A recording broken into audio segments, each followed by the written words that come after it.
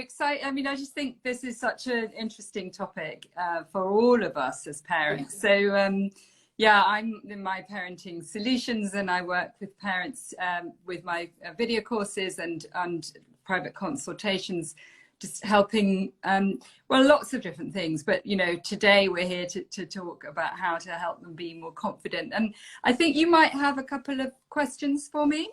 I have, absolutely. Yeah. So I guess just to say, it's Children's Mental Health Week this week, isn't it? Yes. And you know, I might be in feeding and you might be in parenting, but actually this is really important for both of us, isn't it? Yeah. So hence why we decided to get together today and do this session. Exactly. So I do have some questions. Are you all right if I just start? Yeah, just go through them. Brilliant. And then, you know, as always, you know, it's lovely to get that kind of backwards and forwards with your input too.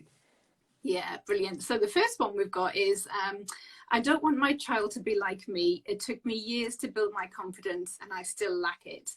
What can I do?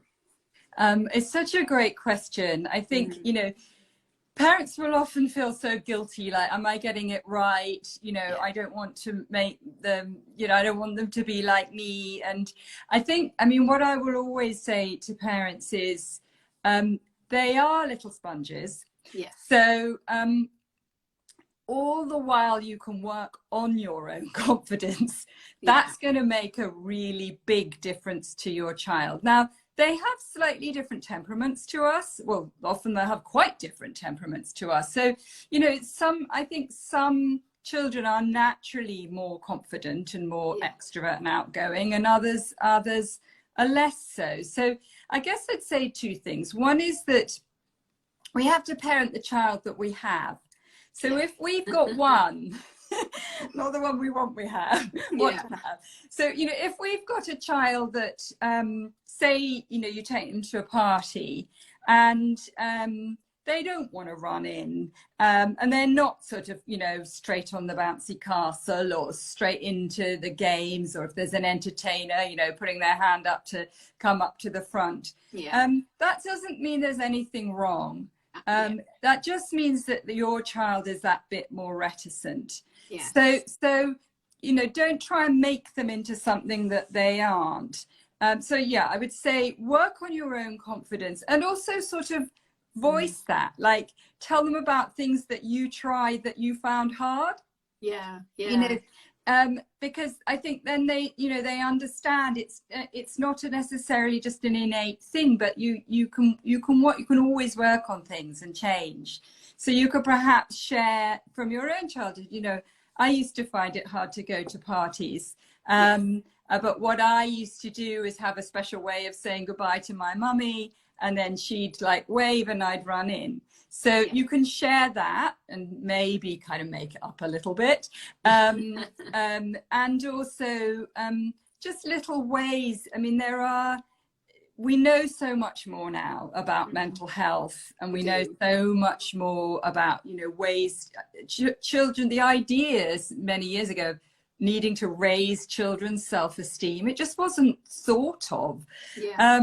But, you know, we really can have an impact on how they feel about themselves, no matter, you know, like given the child that you've got. So you can definitely help. So you say you've got that child that's that little bit more reticent.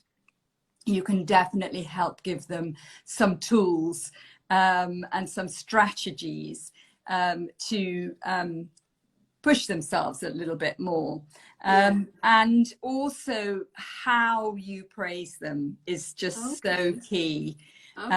Because if you say, oh, you're great, it means nothing to them. If you say, you know, just oh, look, just go in, like, you know, just put your hand up, or you know, offer to help, that just, you know, because you're great, that just doesn't mean anything to them.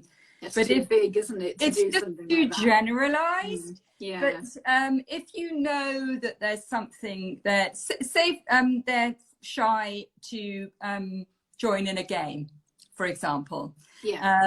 So what you want to do is praise them for all the attributes that they have. Like, you know, when you said hello to your friend Jenny in the playground, that was really friendly. Okay. She really liked that. So you're getting them to see that they are able to be friendly. When you went up to pay in the cafe, you know, I always encourage parents to set little tasks. So, you know, you took the money and you handed it in, or my card now, it's more about tapping, isn't it? And you know, that was very brave of you. So drawing on real life experiences that are tangible, that they can remember. Yes.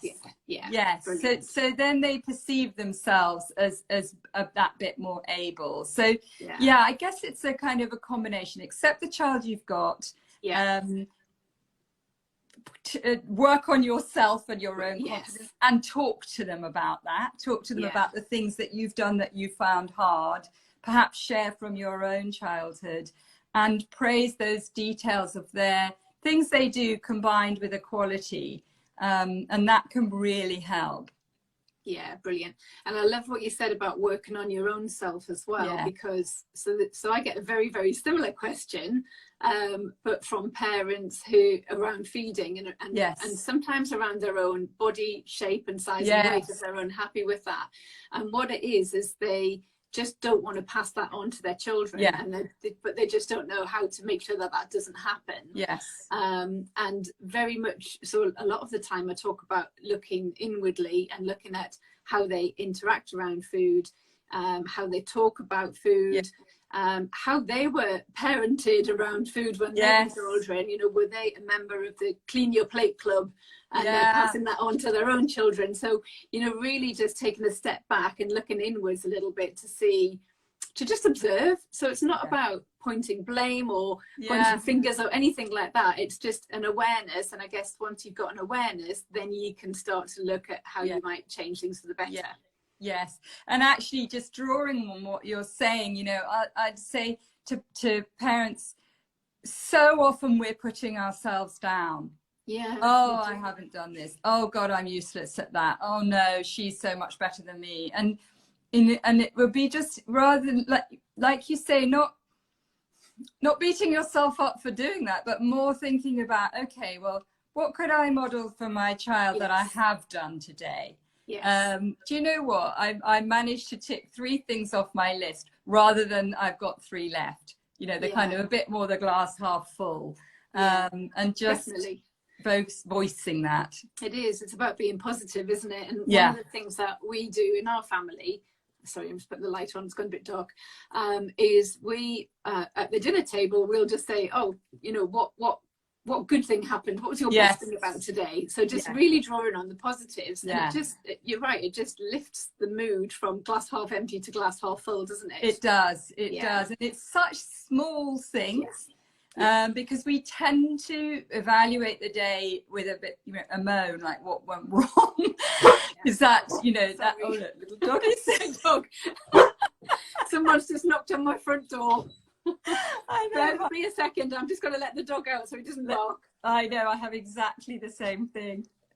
That's so funny. This is a really similar dog to mine as well. There we go. That's real life, isn't it? Yeah, exactly. Yeah, you know, we're kind of, our brains are wired to notice the danger and the bad, but we have to really change that and make a real conscious effort to talk about the small things that went well. And kids really suck that up, you know, they really notice it.